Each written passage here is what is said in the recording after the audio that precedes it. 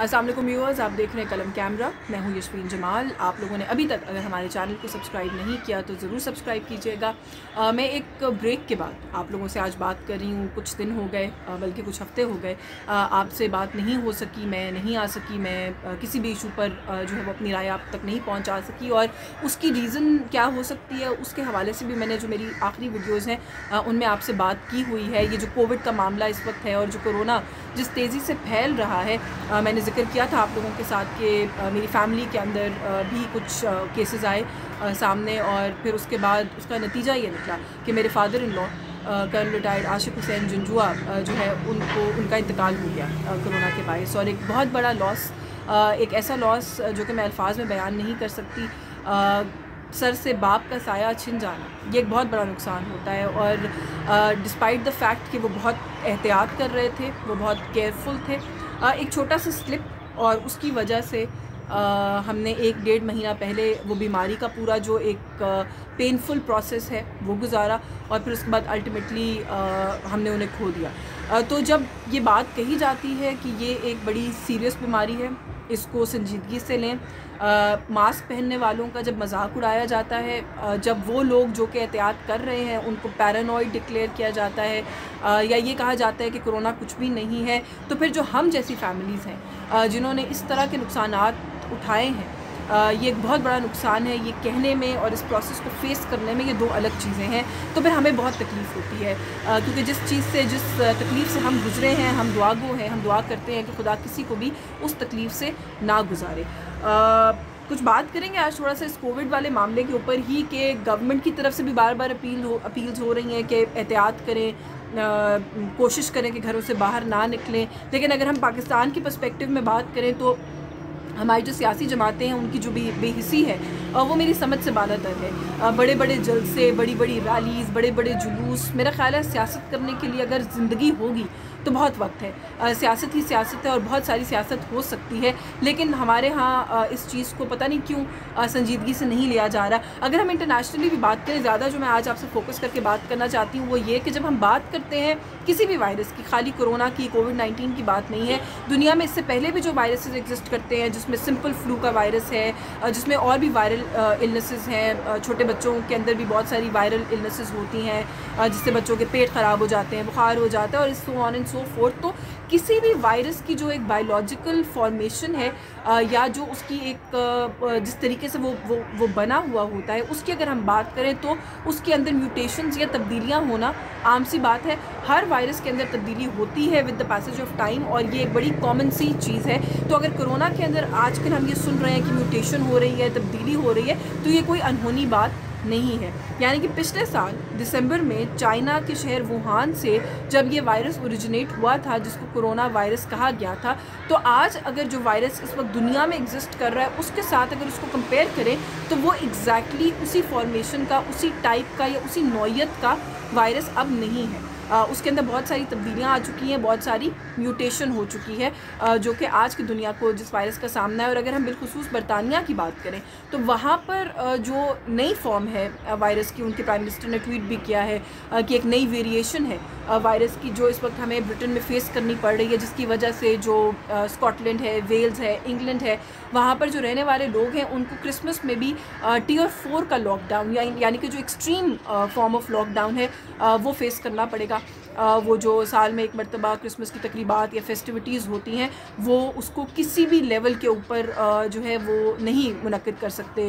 वो जो उनका त्यौहार है या जो भी उसको लेकर उनके फंक्शंस या एक्टिविटीज़ होती हैं, क्योंकि जो मैंने कहा कि वहाँ पर एक नई वेरिएंट या एक नई टाइप का वायरस जो है वो रिसर्चर्स कह रहे हैं कि इस वक्त है बरतानिया में 23 म्यूटेशंस इन जनरल। वहाँ पर जो रिसर्चर्स हैं वो ये कह रहे हैं कि उस वायरस जो पहले आया था दुनिया में और उसने लोगों को मुतासर करना शुरू किया था, उसके अंदर तकरीबन 23 लेवल्स के ऊपर म्यूटेशंस या तब्दीलियाँ आ चुकी हैं। और इस वायरस को वो अब B117 का नाम भी दे रहे हैं। एक नई कैटेगरी का वायरस है और इसके अंदर 2-3 चीज़ें हैं जो कि पहले वाले वायरस से मुख्तलिफ भी हैं और ज़्यादा परेशान भी हैं। एक तो ये कि जो शिद्दत है इस वायरस की, बरतानिया में बताया जा रहा है कि वो पहले वाले वायरस से ज़्यादा है। जो रेट ऑफ ट्रांसमिशन है, जिस रेट के ऊपर ये फैल रहा है वो भी बहुत तेज़ है, जो कि इस वक्त वहाँ पर जो साइंटिस्ट हैं, जो रिसर्चर्स हैं, जो इस सारी चीज़ को देख रहे हैं वो बता रहे हैं। और प्राइम मिनिस्टर के जो यूके के प्राइम मिनिस्टर हैं उन्हीं से हमने सुना कि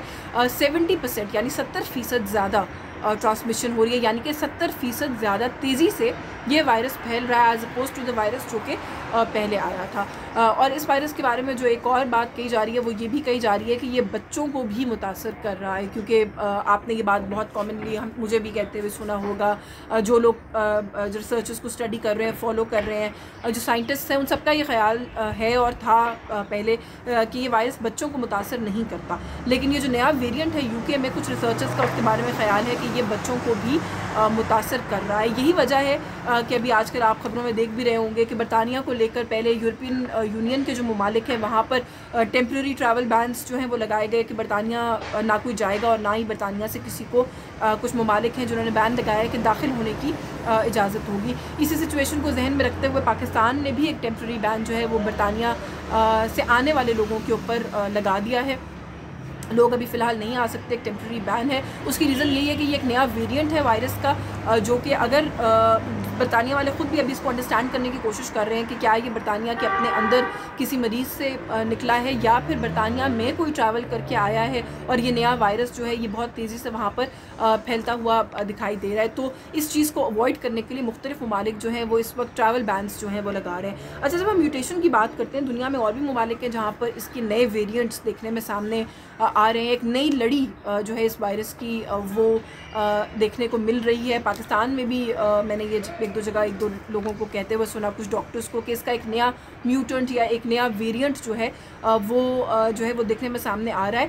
जनूबी अफ्रीका में भी कुछ इसी तरह का मामला हम देख रहे हैं कि है। वहाँ पर भी जो चीज़ कॉमन वो यूके के नए वेरिएंट से कह रहे हैं वो यही है कि ये ट्रांसमिशन उसकी बहुत तेज़ है। साउथ अफ्रीका वाला जो वायरस है उसके अंदर भी उसको वो V2501 V2501 का नाम दे रहे हैं। जो उनके रिसर्चर्स हैं उनका कहना ये है, कुछ BBC की रिपोर्ट्स वगैरह भी हैं इसके ऊपर के उनका मानना ये है कि इस वायरस का यूके बरतानिया वाले वायरस से कोई ताल्लुक़ नहीं है। और जो चीज़ एक कॉमन है वो ये है कि ट्रांसमिशन इसकी भी तेज़ है। साउथ जनूबी अफ्रीका को भी इसी चीज़ का सामना करना पड़े। और एक जो कुछ उनकी अथॉरिटीज़, जो साइंटिस्ट हैं वहाँ पर, वो ये भी रिपोर्ट कर रहे हैं कि ये वायरस जो है ये यंगस्टर्स को ज़्यादा अफेक्ट कर रहा है, नौजवानों को ज़्यादा अफेक्ट कर रहा है, और ऐसे नौजवान जिनकी कोई प्री कंडीशन भी नहीं है। क्योंकि हम पहले ये बात सुन रहे थे कि जिन लोगों को प्री कंडीशंस हैं, हार्ट का मसला है, डायबिटिक है या कुछ इस तरह का मसला है, उनको ज़्यादा मुतासर कर रहा है। तो जो साउथ अफ्रीका का नया वेरिएंट आया है उसके अंदर ये बात भी अब वो रूल आउट कर रहे हैं कि ये नौजवानों को इम्पैक्ट कर रहा है और ये प्री कंडीशंस के बग़ैर नौजवानों को इम्पैक्ट कर रहा है। तो ये जो मामला है ये बहुत गंभीर होता जा रहा है, कॉम्प्लिकेटेड होता जा रहा है। कुछ लोगों को मैंने सोशल मीडिया पर ये बात करते हुए और ये सवाल उठाते हुए देखा कि नए वेरिएंट्स की बात हो रही है, तो फिर जो वैक्सीन के ऊपर रिसर्च हुई है वो तो कहीं रिडंडेंट नहीं हो जाएगी। तो थोड़ी सी इसकी वजाहत यहाँ ज़रूरी समझती हूँ कि जो वैक्सीन का मसला है, वायरस की म्यूटेशन से वैक्सीन के ऊपर कोई इम्पैक्ट नहीं होता। जो इम्यूनाइजेशन है वो जब लगेगा, वो जो इंजेक्शन है या वो जो वैक्सीनेशन है जब आपकी होगी, तो कोई भी फॉर्म ऑफ वेरिएंट हो, अगर वो कोरोना वायरस का वेरिएंट है और कोरोना ही है, तो उसके ख़िलाफ़ जो है वो आपको जो प्रोटेक्शन है वो वही वैक्सीन है जो प्रोवाइड करेगी। लेकिन क्योंकि ये वैक्सीन बरतानिया के अंदर भी लोगों को पहुंचने में अभी बहुत वक्त है, बरतानिया से बाहर भी पाकिस्तान आने में भी अभी बहुत वक्त है, तो वही बात जो हम हमेशा कह रहे हैं कि हमें मज़ीद एहतियात और बहुत ज़्यादा एहतियात करने की ज़रूरत है, इससे पहले कि हम उस पॉइंट पर आएँ जहाँ पर मेरी फैमिली पहुँची कि आपको अपना कोई प्यारा उसको खो देना पड़े। मेरा ख्याल है इट्स अबाउट टाइम कि हम जो है वो इस तरीके से लॉजिकली बिहेव करना शुरू करें। शादियाँ, फंक्शंस, बहुत सारी चीज़ें जो हैं वो रोकी जा सकती हैं। ज़िंदगी होगी तो ये सारे मामलात भी आगे चलते रहेंगे। आज की इस वीडियो से बस यही कुछ, मुझे इजाज़त दीजिएगा। आपको वीडियो पसंद आई हो तो इसको लाइक ज़रूर कीजिएगा, चैनल सब्सक्राइब नहीं किया तो ज़रूर सब्सक्राइब कीजिएगा, वीडियो को शेयर कीजिएगा। मुझे इजाज़त दीजिए, अल्लाह हाफ़िज़।